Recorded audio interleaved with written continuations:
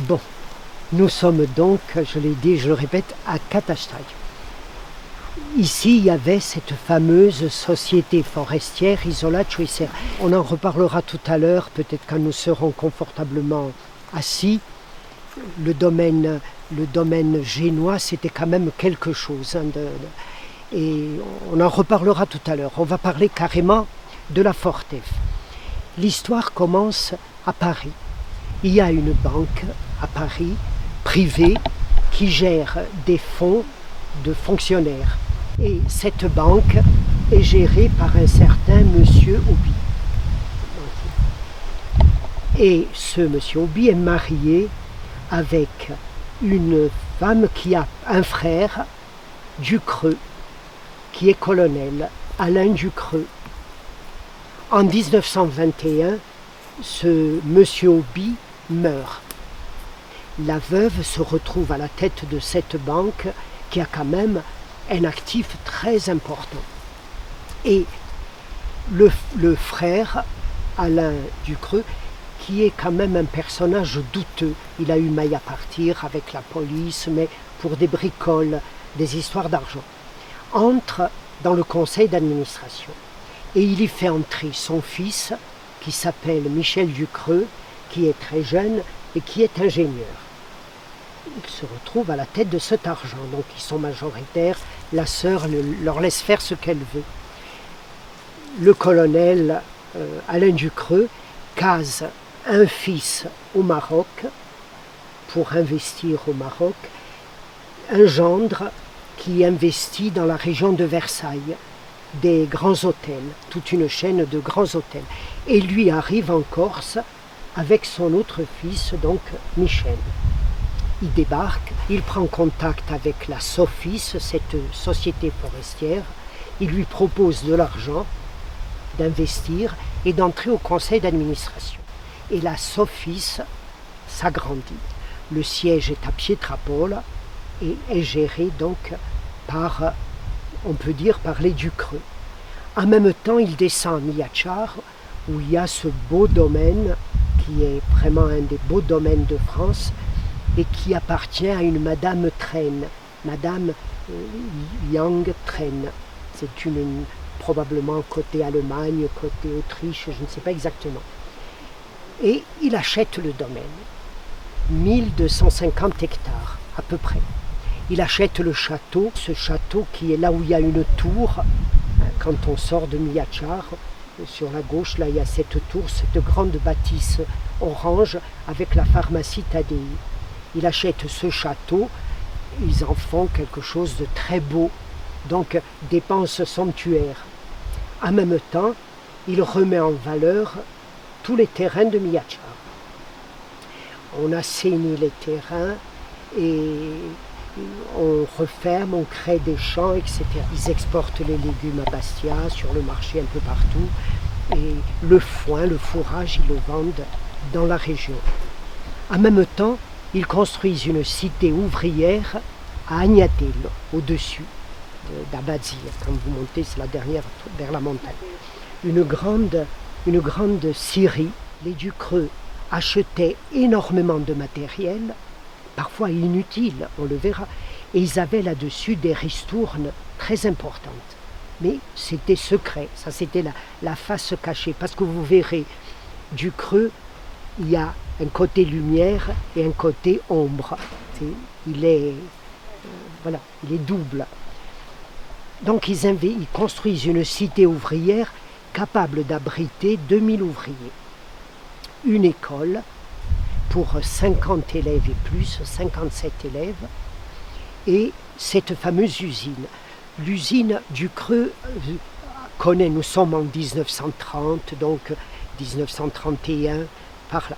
Il a 1928, ça a commencé quand il a investi ici, dans la Sofis, et en 1932, il a acheté le domaine de Miachar, 1932. Donc, Ducreux connaît le travail à la chaîne, qui est une découverte en Europe, en France surtout. Et les ouvriers de cette scierie, ils sont quand même près de 400 en tout, ils travaillent à la chaîne. Ils peuvent produire 10 meubles par jour. Donc vous voyez, ces meubles sont vendus jusqu'à Paris, meubles Fortef, Faubourg Saint-Antoine. Je parle de la période faste de la Fortef, la pleine activité. Et en même temps, donc cité ouvrière, il construit un port à Calsaril. Une tour de 12 ou 14 mètres de haut, une salle de 12 mètres de long, et ils achètent un bateau qu'ils appellent le Fiumorno. Ce bateau a 35 mètres de long, à son bord il a 5 marins, et il fait la navette entre Calsaril et le port de Toulon pour exporter les productions. Ensuite, il y a un téléphérique. Le téléphérique part du col de Bianca et arrive jusqu'à Catastagge. Il transporte les grumes, les troncs d'arbres que les ouvriers débitent en montagne. Ici, il construit une usine hydroélectrique. À Agnatel, il construit une usine hydroélectrique et même une usine qui marche au charbon, aux déchets. Et Ducreux a un rêve, parce qu'il est jeune, il est entreprenant, je vous parlerai de sa personnalité. Il voudrait électrifier toute la région de la Plaine en constituant un syndicat des communes. Commune de Ghisonaccia, commune de Prunelli. Donc il était en avance, nous sommes en 32, 33, qui s'occuperait. C'était le syndicat d'électrification, tel qu'il existe aujourd'hui. Mais les maires ont été réticents, puis il n'a pas eu le temps. Il voulait électrifier le village, mais le conseiller général de l'époque avait peur qu'il ne se présente aux élections et qu'il ne lui vole le siège de conseiller général. Alors il a trouvé 2 ou 3 électeurs, style obtus et fidèles, et il leur a dit voilà, vous allez vous opposer. Et eux, ils étaient propriétaires des petits bouts de terrain, ils se sont opposés avec le fusil, etc. Et le village n'a pas eu l'électricité. Nous aurions pu avoir l'électricité en 1933, on l'a eu en 1960. Donc ici, au départ, ils avaient un problème. La main-d'œuvre corse ne connaissait pas le travail de la forêt de façon rentable. Il n'y avait pas de bûcherons. Alors ils faisaient venir des étrangers, beaucoup de Suisses, des Autrichiens, il y avait des Basques, il y avait même des ouvriers russes. C'était vraiment mélangé. Et ils prenaient aussi de la main-d'œuvre locale. Mais cette main-d'œuvre locale n'était pas, il n'en prenait pas beaucoup. Parce qu'il fallait les former, parce qu'ils cherchaient, ils paraient au plus pressé. Et il y a eu des mouvements de grève parmi la population locale, parmi la main-d'œuvre locale. Et finalement, ils ont tenu bon et Ducreux a été obligé d'augmenter le pourcentage. Et à la fin, il y avait 40% de main-d'œuvre étrangère et 60% de main-d'œuvre locale. C'était énorme, parce qu'un membre de famille qui travaillait à la Fortef ramenait de l'argent. Et c'était une population qui était quand même très pauvre. Et puis au village, signe d'opulence, il y avait 5 buvettes, 5 bars. Et tous les samedis soirs, c'était la nouba avec les Suisses en tenue locale, les Autrichiens, les Basques, etc. D'ailleurs, il y a eu des mariages. Hein. Voilà. Par exemple, je peux citer une famille qui est fière de ses origines, les Igoa. Le père était ouvrier, employé ici. Et il s'est marié, il a fait souche, et il a fait souche largement, puisque les Igoa sont très nombreux. Voilà. C'était la vie de la Fortef. Ils assuraient aussi des urgences. Quand il y a eu ces fameuses chutes de neige qui ont enseveli des villages, ils avaient un service de pompiers avec des motos style tricycle, motorisés bien sûr, avec des petits réservoirs qui étaient très disponibles et qui allaient partout. Donc il y a eu un côté positif. Le côté négatif, c'était un peu le système colonialiste. On exploitait au maximum. Et ici, il y avait en 1928 un ingénieur des eaux et forêts qui était venu, Alfonsi, et qui a publié dans un journal de l'époque un état de la forêt du Fiumorbo. Alors, il se peut qu'il exagère un peu, parce qu'il cherchait aussi des investisseurs, etc. Mais il parle d'une des plus belles hêtraies de France. Il y avait une quantité considérable d'érables, qui est quand même une essence noble, de chênes blancs, de chênes verts. Il y avait des aulnes aussi, immenses. Il y avait des pins, les pins larici, vous savez, qui étaient très recherchés depuis toujours. La Corse a fourni ces pins larici au peuple de marins pour faire les mâtures de bateaux. Il y avait les Grecs, il y a eu les Romains, les Arabes au XVIe siècle avaient une marine, une flotte importante. Ils venaient se ravitailler sur les forêts du littoral. Après, il y a eu Gênes. Gênes avait même, il y avait tout un système d'entrepreneurs patentés, etc., et qui étaient seuls habilités à couper ce bois. Après, il y a eu la France. La France très rationaliste et très rationnelle, elle savait gérer. Et il y a eu, vous verrez, on pourrait en parler plus longuement, mais il y a eu les fameux traités de Blondel, un ingénieur qui est venu en 1852, et qui a annexé toutes les belles forêts.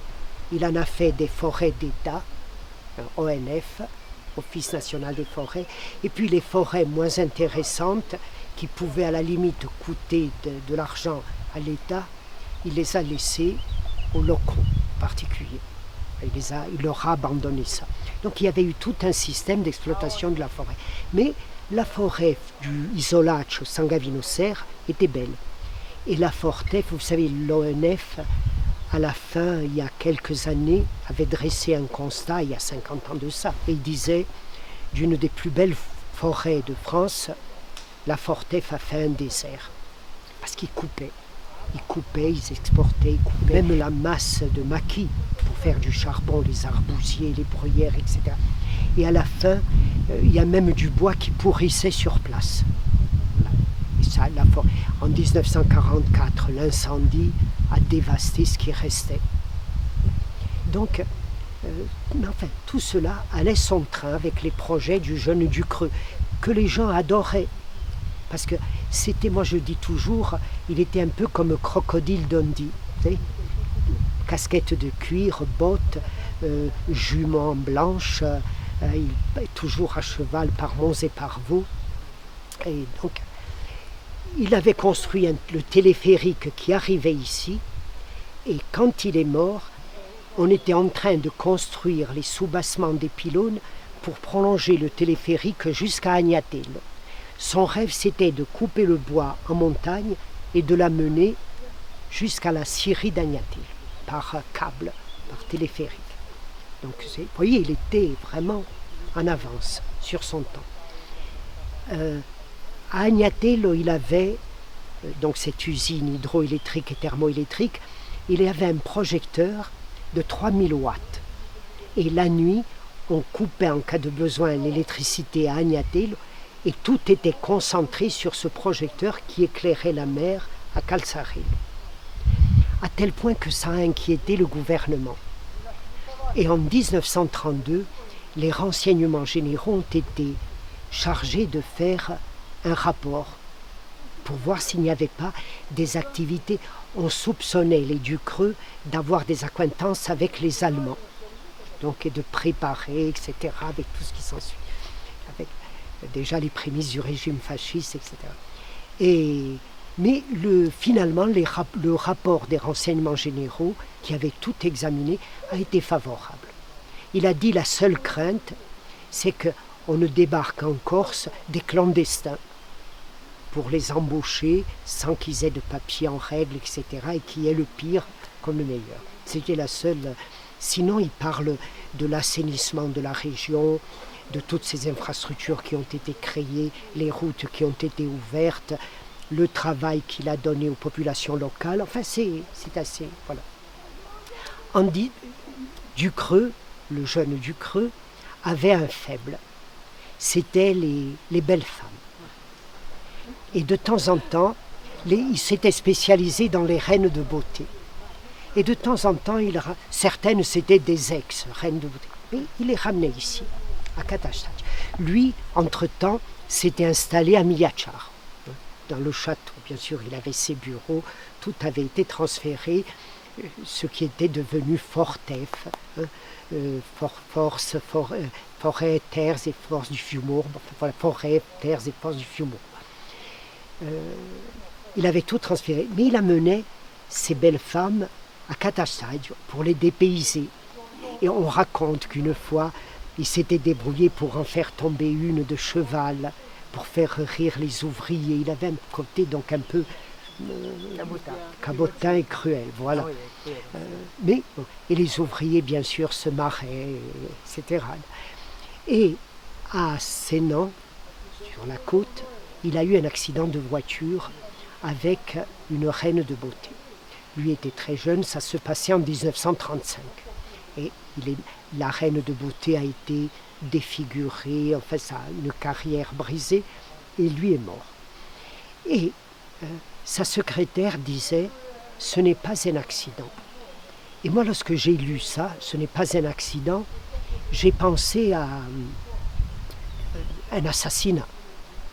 Et puis dernièrement, j'ai eu en main, par un hasard assez fabuleux, une cassette d'un ancien comptable de la Fortef qui était venu ici 32, 33, 34, qui s'appelait Monsieur Bernard.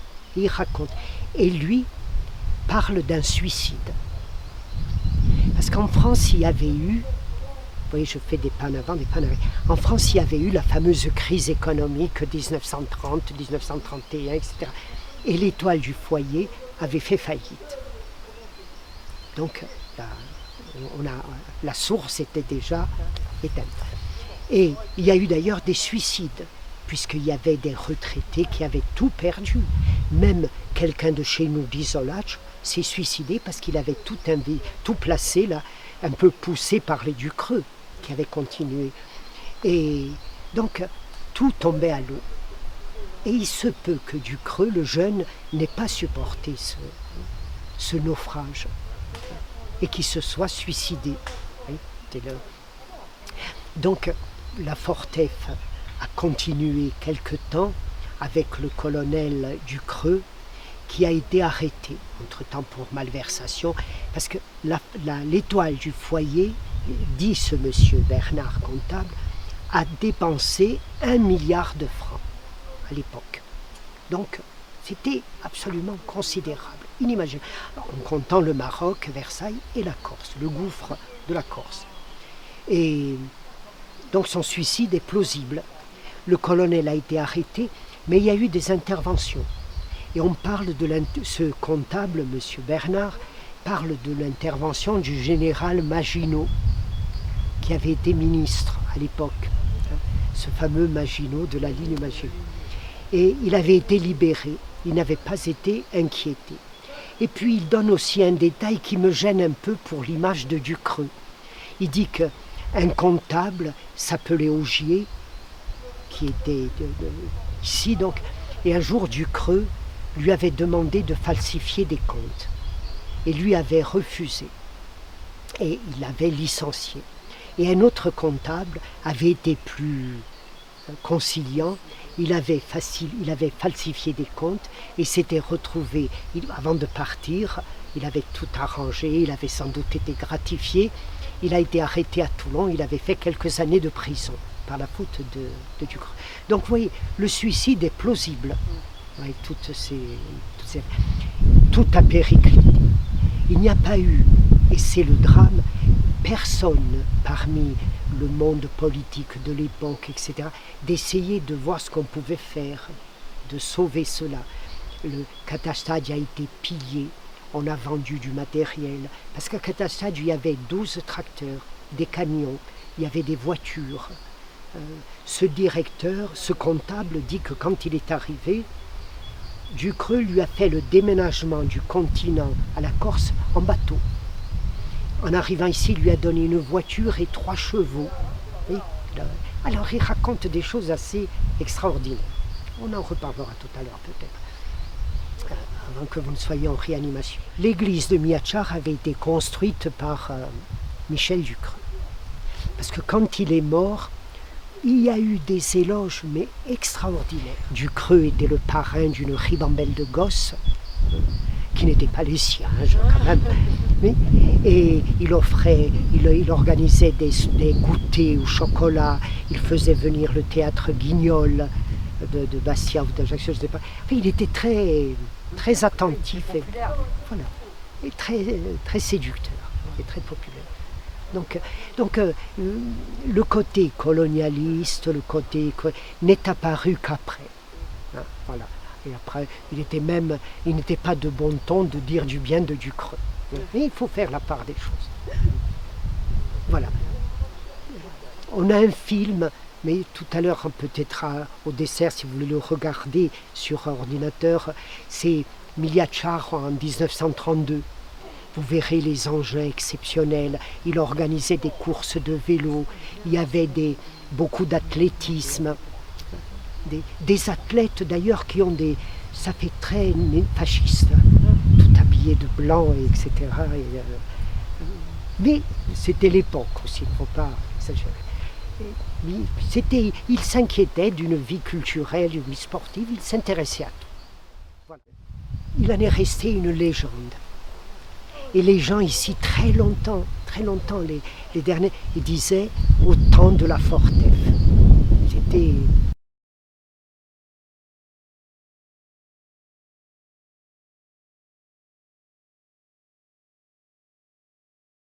Et nous sommes devant la chapelle Saint-Antoine. Il y a toujours un mystère. Sangavine. Sangavine, vous savez que c'était un saint sarde, le plus grand saint de la Sardaigne. Mais nous, notre patron, c'est Saint-Antoine, abbé, l'Égyptien, 3e siècle, après Jésus-Christ, bien sûr. Et on dit chapelle parce que jusqu'à 1940, Sangavine était un mot d'Isolac. Donc il y avait l'église principale à Isolac et les autres églises étaient considérées comme des chapelles. Elle est très ancienne, elle était dédiée donc à Saint-Antoine. Vous savez, en Corse, Saint-Antoine, on dit aussi Sant'Antonio di l'alloggio, du logement, de l'hébergement. Parce que souvent il y avait des chapelles disséminées dans la campagne, il y avait un ermite en permanence qui recevait les chasseurs, qui recevait les bergers, les gens égarés. Il allumait du feu, il leur donnait même quelque chose à manger. Nous avons d'ailleurs la chapelle Saint-Antoine à Palnega, Sant'Antonio di Sarada, voilà, qui est très ancienne aussi, au XVIe siècle, il y avait déjà un ermite. Et ici, toute l'histoire s'est perdue. On a des réminiscences orales, bien sûr, mais c'était quand même Saint-Antoine. En 1850, la chapelle a été agrandie et en 1855-60, il y a un peintre florentin qui est venu et qui a fait des peintures que vous verrez quand nous entrons. Il y a beaucoup de bleu parce qu'en 1850, on a découvert le bleu outre-mer chimique, qui était beaucoup moins cher que le bleu qu'on utilisait jusqu'à... Et heureusement, d'ailleurs, le peintre en a usé et abusé, et c'est un très bel effet. C'est très moderne et en même temps très léger, très... Voilà.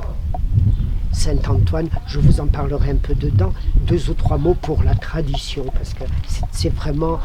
On ne dit pas Saint-Antoine, on dit le saint, c'est par excellence. Hein.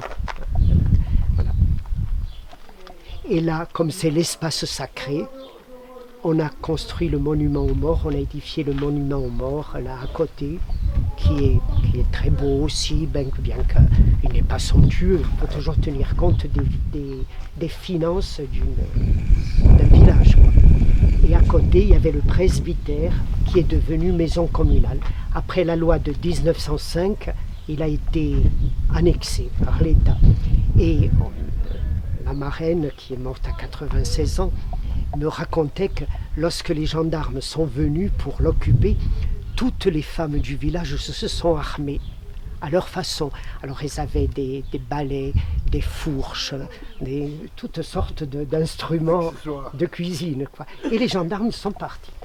Mais ils sont revenus, et l'histoire de l'église, mais je vois des randonneurs qui posent leur sac et qui s'attardent, même des deux, parce qu'ils y sont bien, et puis c'est bien que ce soit comme ça. Donc voilà le fameux bleu, on dit que c'est du barocchetto italien, hein, florentin. Et ce bleu est très, très beau, moi je trouve, et très moderne, très actuel, et en même temps ancien. C'est un jeune peintre qui l'a restauré il y a une quinzaine d'années. Voilà le chevet de l'autel avec les 3 statues. Saint-Antoine Abbé, la Vierge et Sainte Lucie. Sainte Lucie était très vénérée en Corse parce qu'elle guérit la maladie des yeux. Et en Corse, dans les villages, il y avait beaucoup de conjonctivite parce que les gens vivaient dans les séchoirs à châtaignes. Et celle-ci aussi, Notre-Dame de Lourdes, elle est en bois également. Alors celle-là, vous savez, on l'a ramenée vers 1868. Tout de suite après qu'on ait reconnu les miracles de Lourdes. Et comme il n'y avait pas de route qui desservait le village, la route s'arrêtait à Pietrapole. Tous les gens du village sont descendus en procession, la prendre, et sont remontés par le sentier. Et il y avait une femme qui avait eu un bébé et qui était restée paralysée des suites de son accouchement. Et elle, lorsque la procession devait passer devant chez elle, elle avait dit « Vous me sortirez sur la terrasse ». Et elle s'est levée.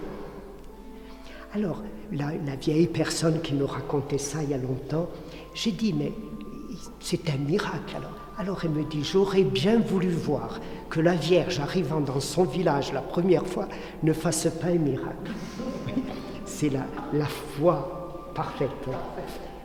Après, il y a eu Saint-Louis, les anciens combattants de 14-18. Parce qu'il y a eu, vous savez, cette période très glorieuse après la guerre de 14-18, de patriotisme intense, etc.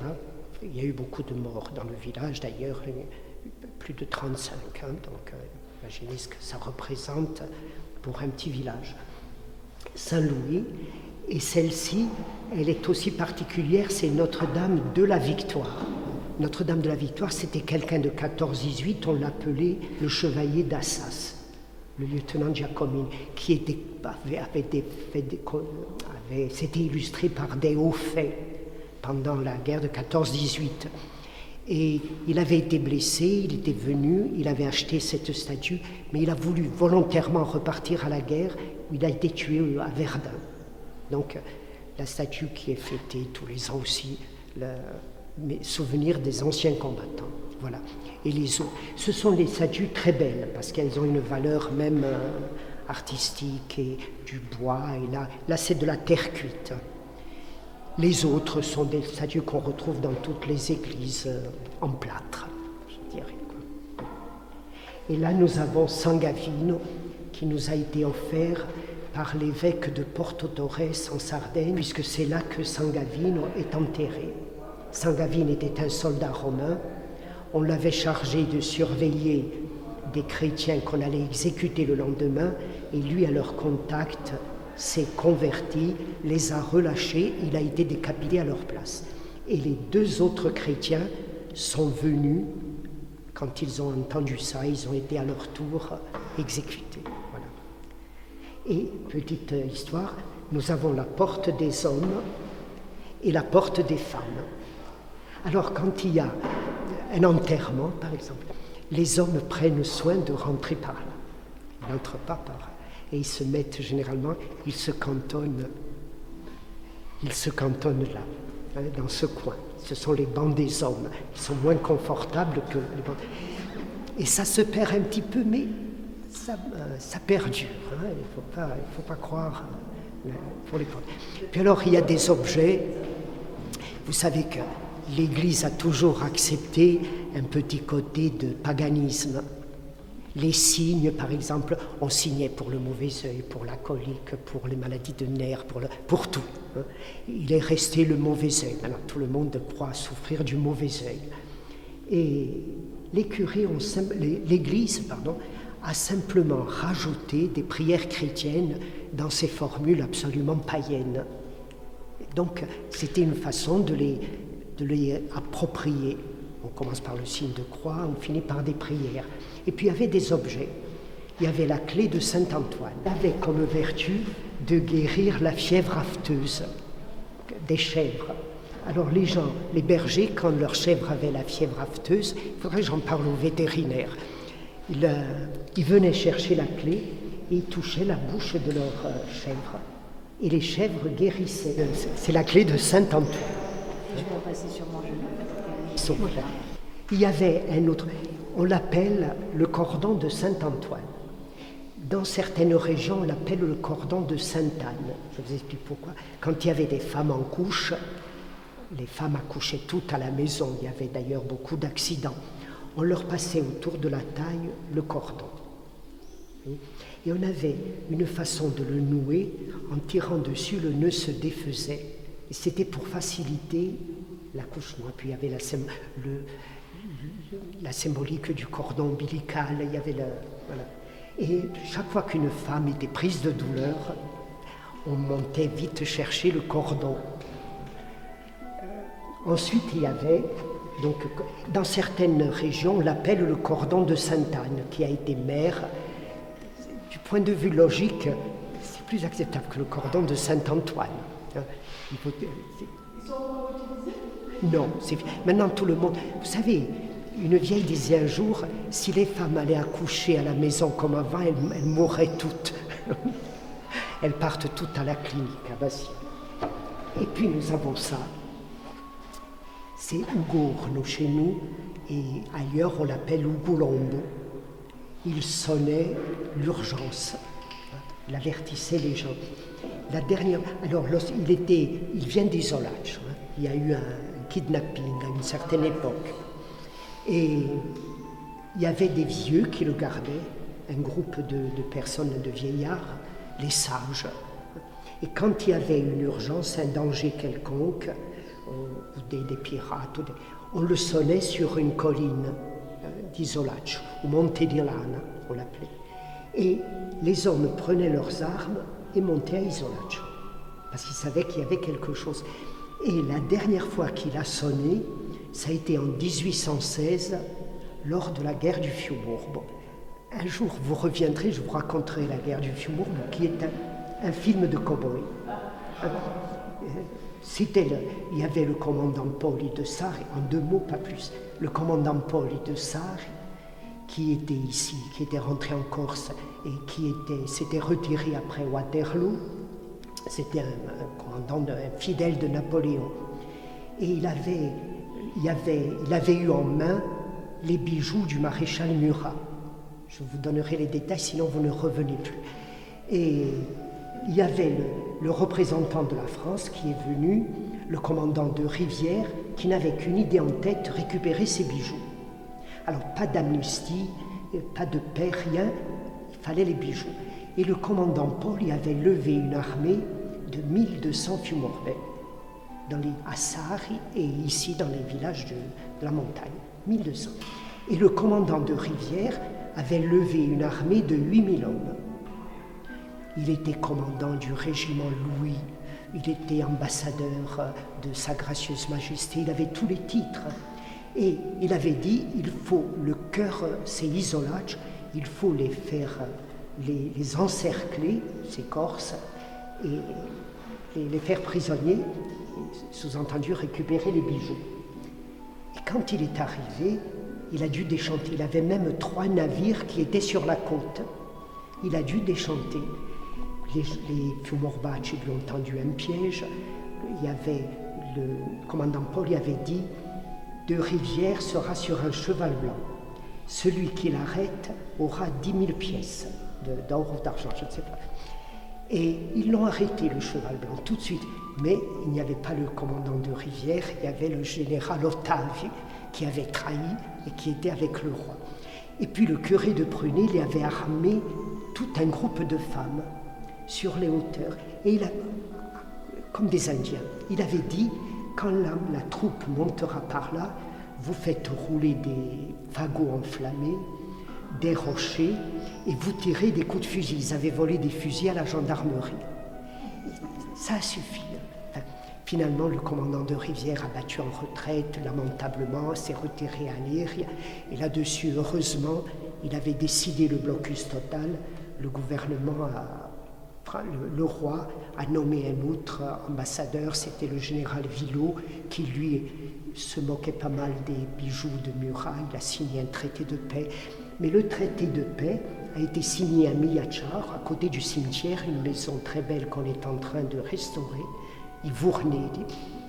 Mais d'égal à égal, le commandant a signé avec ses 1200, avec le général Villot. Ça a été le dernier traité de paix, la dernière guerre.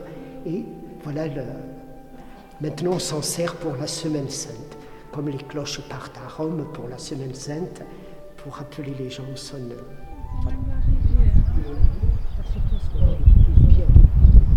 Et là-bas, nous avons le Piamo d'Agne.